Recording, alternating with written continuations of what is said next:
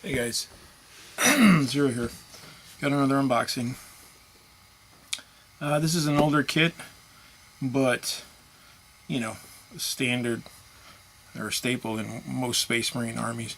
This is the Warhammer 40k Space Marine Predator tank, and you can see it's one of the older box designs.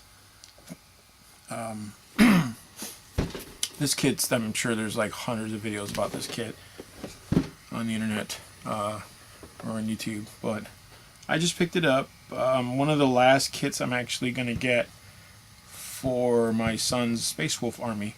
I kind of knew I wanted to throw in some kind of heavy support tank. We have a Land Raider. We also have two of the Space Wolf flyers.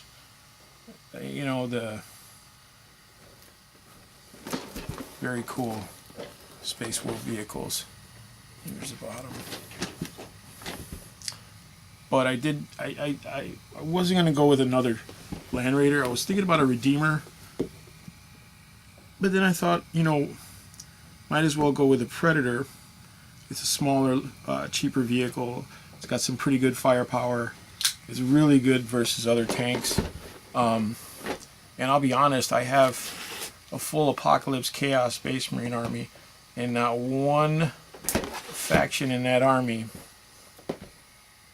has a Predator. And I don't know why. I don't know, I think I just built the armies a certain way and just kind of overlooked the Predator. But I knew I wanted to get one for the Space Marine army because, like I said, this is a staple in most Space Marine armies. You know.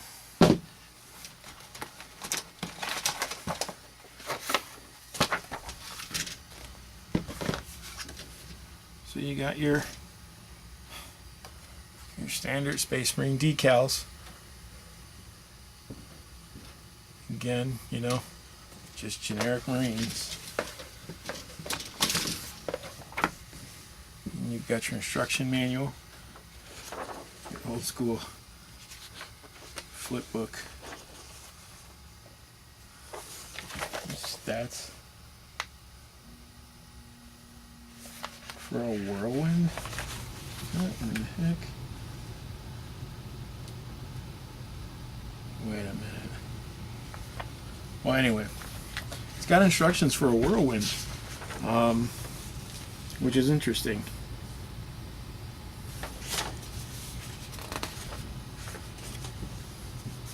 Whirlwind stats, whirlwind stats. And here is the Predator.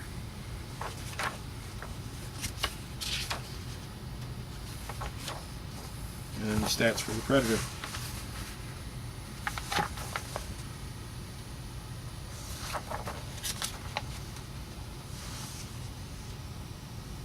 Oh, it's got that cool,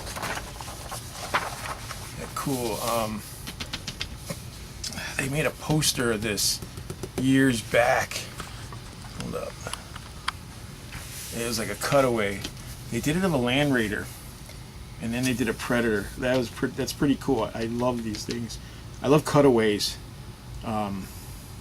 Cross-section books, like from DK, they make like incredible cross-sections of a ton of the Star Wars ones and different types. They're really good. They're really cool. Very cool artist-driven work. Let's take a look at the tank. All right. Standard Rhino hull. Matter of fact, I want to see something here. This says 2006 from Games Workshop. So this was cast in 2006.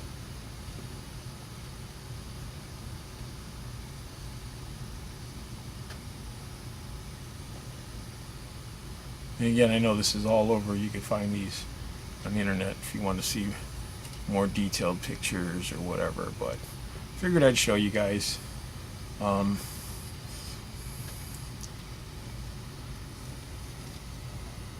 look warped. It actually looks pretty straight for an old sprue. Sometimes you get them and they're a little twisted.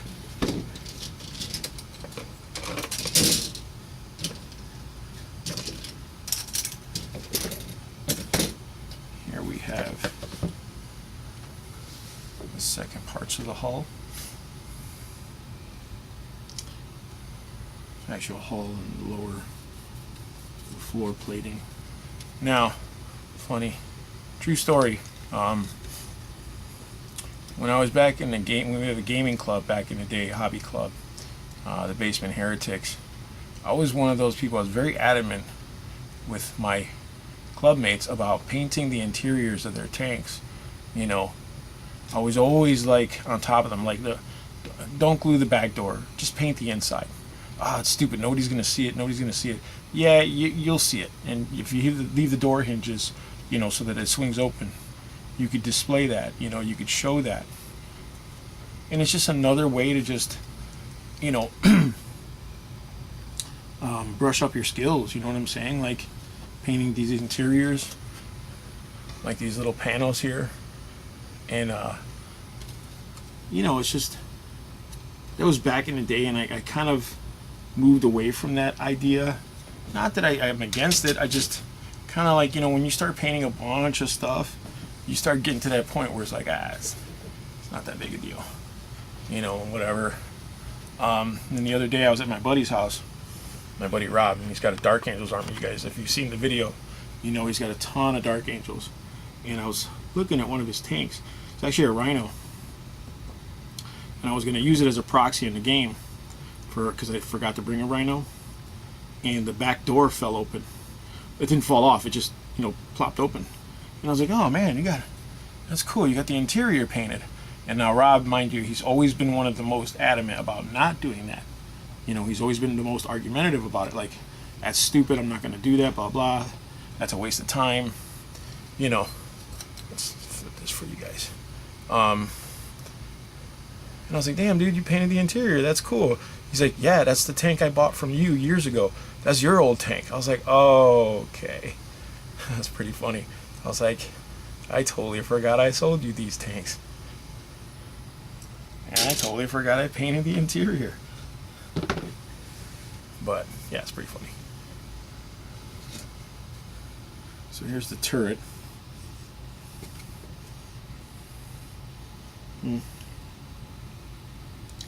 Turrets are a little warped.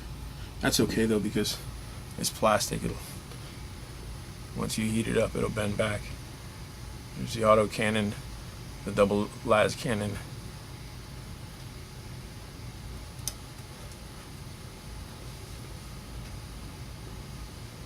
I always thought the Predator had an interesting look.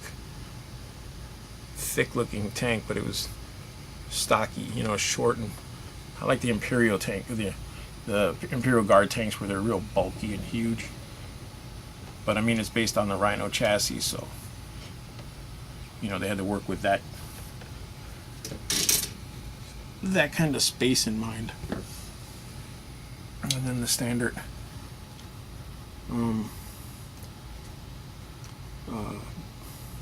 bonus sprue with all the little attachments for the cupolas and the marine, smoke launchers, radar dish, rocket launcher, storm bolter.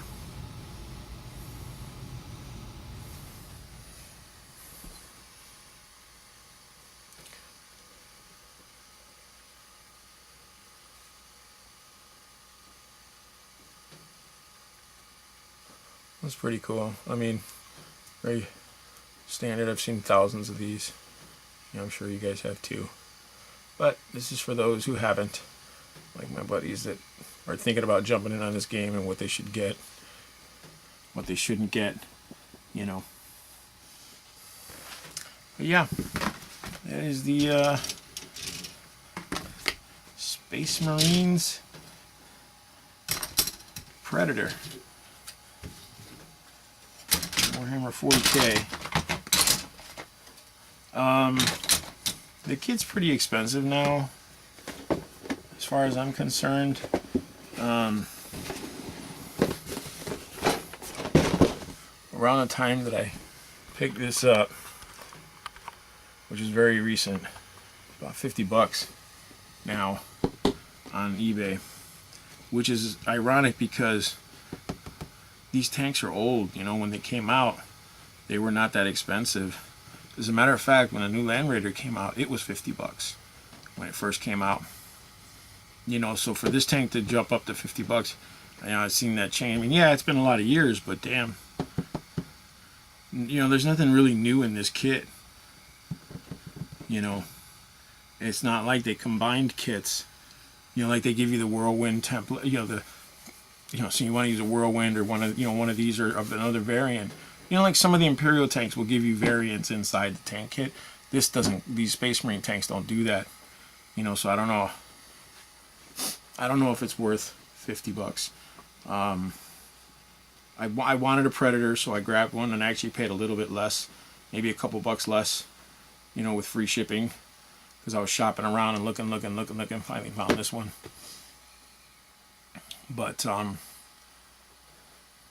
yeah, I think probably a couple more months I probably wouldn't have got it. And I'm only missing one more tank. I need one more tank, and then this army should be completely done. Like, I don't think I'm going to buy anything new, even though the new Primaris Marines are coming out. I don't think I'm going to be buying any of that, because I had a specific size army in mind for this force, you know, and you know, it's already a big enough army. It's already gotten to that point where it's almost a little too big. So I need one more tank, and I think I'm going to stop with the Space Wolves right there. And guess unless they make a Ragnar Blackmane, or like the old characters like Ulrich the Slayer, you know, Najal Stormcaller, if they remake those guys, you know, with a newer style, I might get some, because I just don't like, you know, the older figures. They just don't look right compared to a lot of these newer figures. Not just the Primaris, but just some of the newer releases, you know, like, you're just like, man, these guys look like crap compared to it. But that's just me. Anyway, that is the Warhammer 40K Space Marine Predator. For anybody who might be on the fence about getting one, you know what? Go ahead and add it to the army. Like I said, it's a good addition to your army statistically. You know, it's got a really good staying power, and it's got great tank hunting capabilities. But there you go. All right. Thanks for watching, guys.